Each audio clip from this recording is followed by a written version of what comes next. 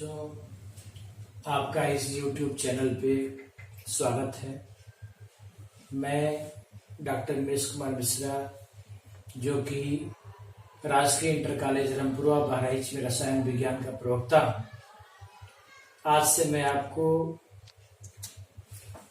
Class 10th का science जो है ऑनलाइन में आपको पढ़ाऊंगा और मुझे आशा है कि आप सभी लोग जो है मेरे क्लास को ध्यानपूर्वक देखेंगे। मैंने आपको सिलेबस जो है ग्रुप पे भेज दिया है। आप पहले अपना सिलेबस देख लेंगे कि क्या क्या हमें पढ़ना है, और मैं वीडियो बनाकर ये ग्रुप पर भेज दूंगा, जिसको आपको ध्यान से देखना है। गृह कार्य करते रहना है, समय समय पर उसका आकलन किया जाएगा। तो जो फर्स्ट चैप्टर है साइंस का, आप जानते हैं कि जो विज्ञान है वो 10th लेवल तक 3 भागों में बटा हुआ है, केमिस्ट्री, फिजिक्स और बायो। तो सबसे पहले जो है रसायन विज्ञान है, जिसका प्रथम चैप्टर जो है, सबसे first chapter chemical reactions and equation है, यानी कि रासायनिक अभिक्रियाएं और उनके समीकरण। तो अब आप सभी अपने आसपास जो है चारों तरफ जो घटनाएं घटित होती हैं उनको आप देखते हैं, अनुभव करते हैं। तो सबसे पहला टॉपिक इसमें है बच्चों, रासायनिक एवं भौतिक परिवर्तन। तो 2 तरह के चेंज होते हैं नेचर में। First type of change is called physical change and the second type of change is called chemical change. तो फिजिकल चेंज और केमिकल चेंज क्या है? सबसे पहला भौतिक परिवर्तन।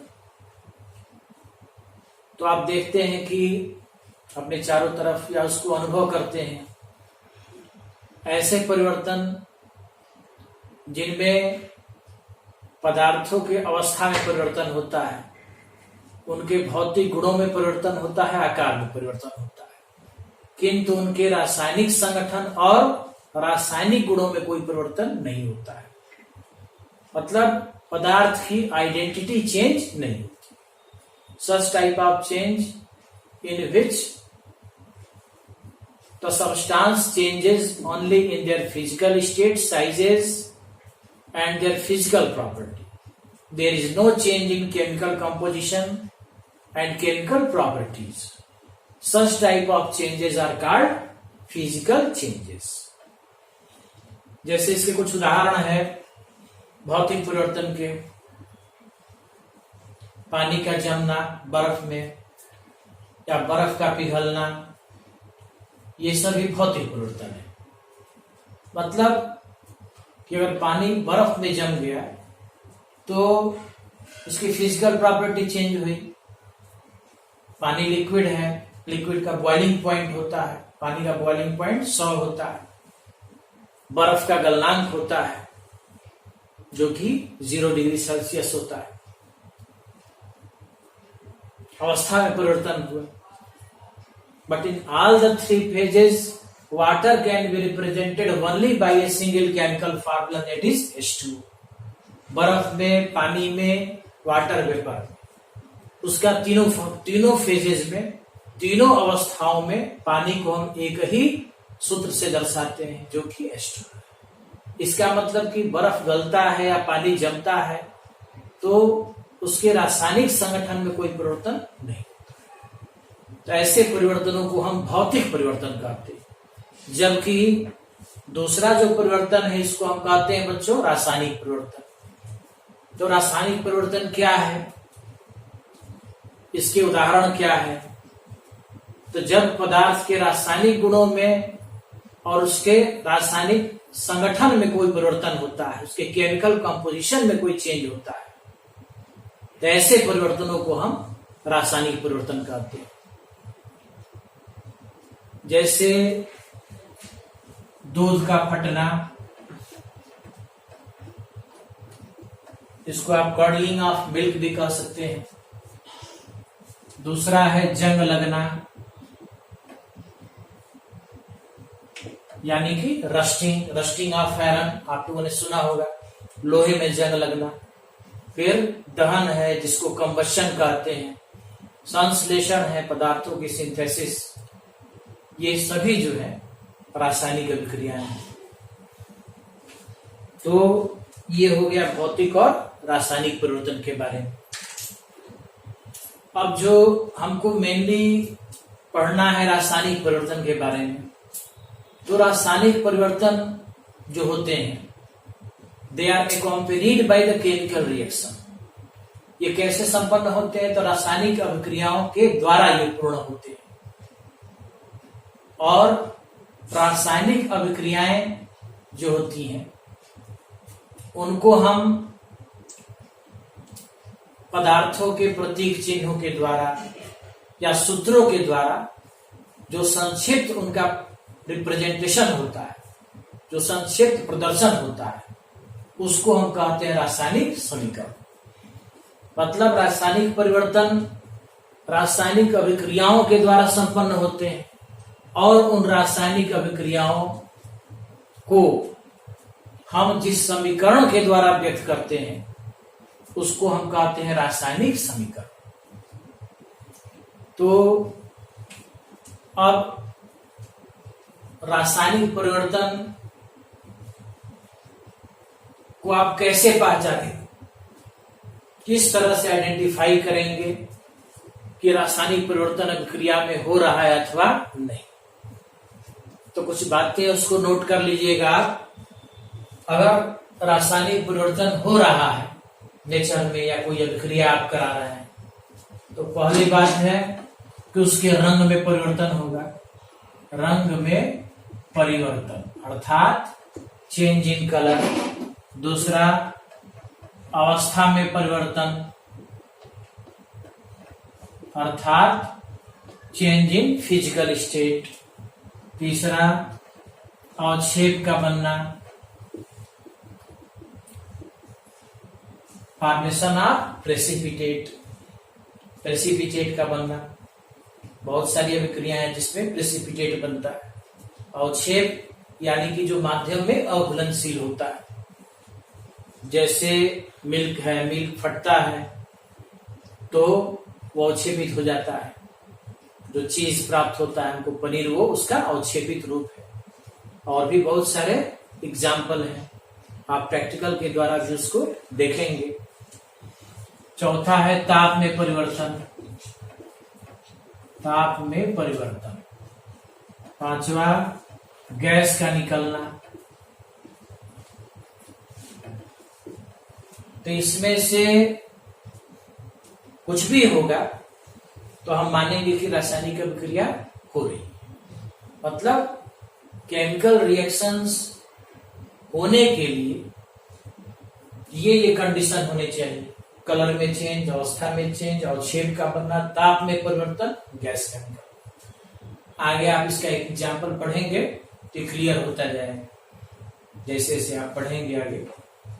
दूसरा चीज कि अब इसको उदाहरण के माध्यम से आपको समझाया जाए, तो मान लीजिए कहा जा रहा है कि मैग्नीशियम रिबन जो है, मैग्नीशियम रिबन को वायु के एक्सेस में, उसकी अधिकता में अगर जलाया जाता है तो मैग्नीशियम ऑक्साइड का सफेद चूर्ण हमको प्राप्त होता है।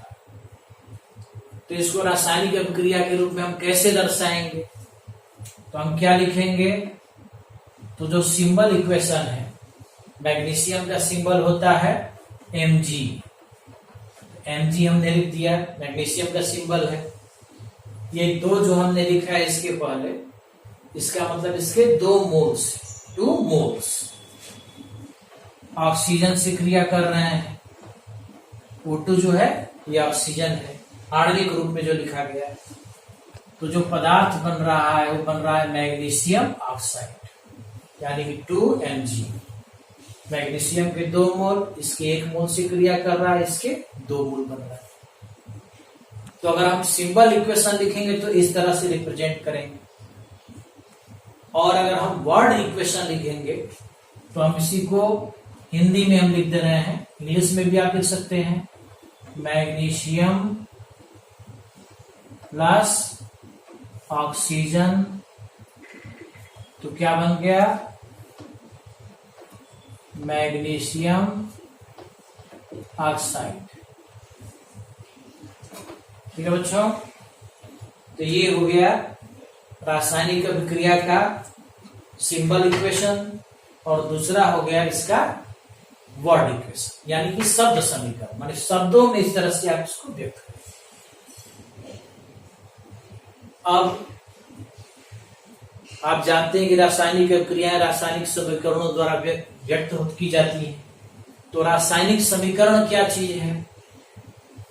तो वे रासायनिक अभिक्रियाएं जिनमें पदार्थों को उनके प्रतीकों या सूत्रों के माध्यम से जो उनका संक्षिप्त प्रदर्शन है उसी को हम रासायनिक समीकरण कहते हैं।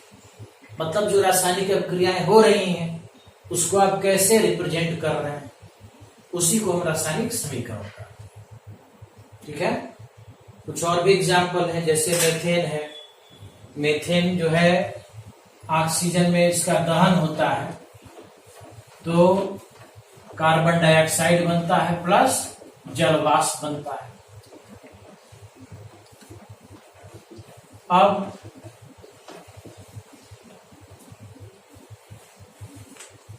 हम रासायनिक समीकरण को कैसे दर्शाएंगे, तो उसके लिए कुछ नियम है।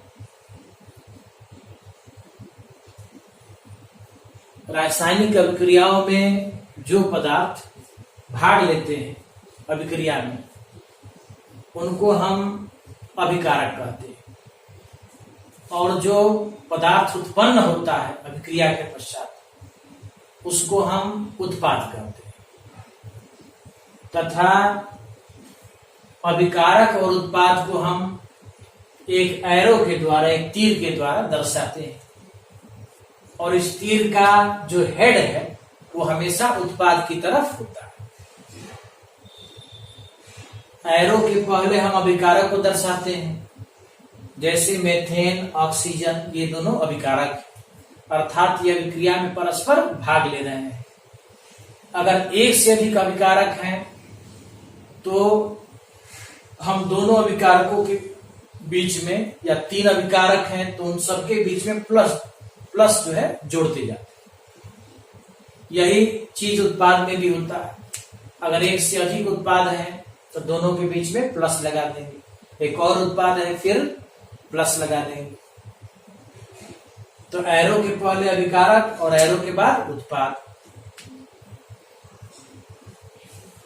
दूसरी बात कि अगर हमको अवस्था दर्शानी है, भौतिक अवस्था, गैस दर्शाना है, तो नीचे सफिक्स के रूप में ब्रैकेट में हम जी लिख देते हैं।